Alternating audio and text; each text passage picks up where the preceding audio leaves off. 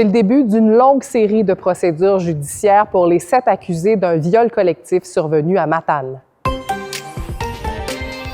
Les 7 accusés de l'agression sexuelle grave sur une personne de moins de 16 ans survenue à Matane en août ont comparu à nouveau mardi matin au palais de justice de Rimouski.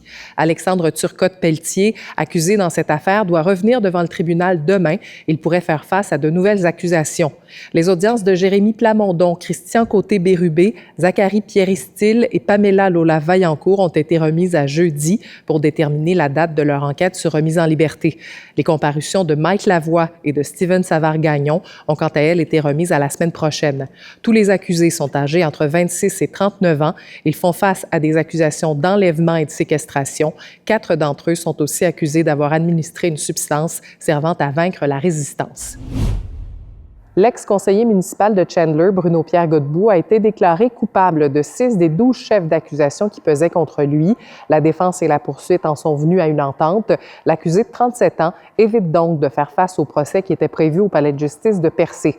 Le Gaspésien a plaidé coupable à un chef d'agression sexuelle, à un chef de voie de fait armé, à 2 chefs de voie de fait et 2 autres de harcèlement criminel.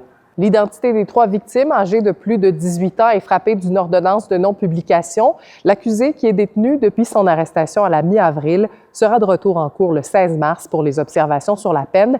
Bruno-Pierre Godbout sera également de retour en cour le 16 mars dans une autre affaire survenue en 2021. Il fait face à 3 chefs d'accusation de fraude.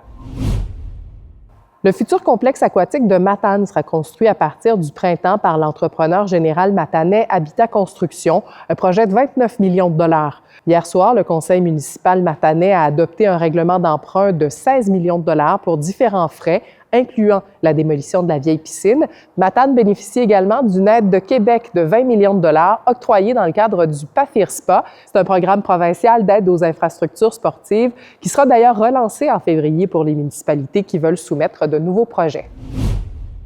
Connaissez-vous la rue de la Vague humaine à Sainte-Anne-des-Monts? Elle a été nommée de cette façon en l'honneur de l'activité caritative organisée pour aider à la recherche contre le cancer. La Commission de toponymie du Québec l'a choisie parmi les 12 toponymes coup de cœur de l'année au Québec. Et vous pouvez voter en ligne sur le site Internet de la Commission de toponymie du Québec jusqu'au 3 février. À demain!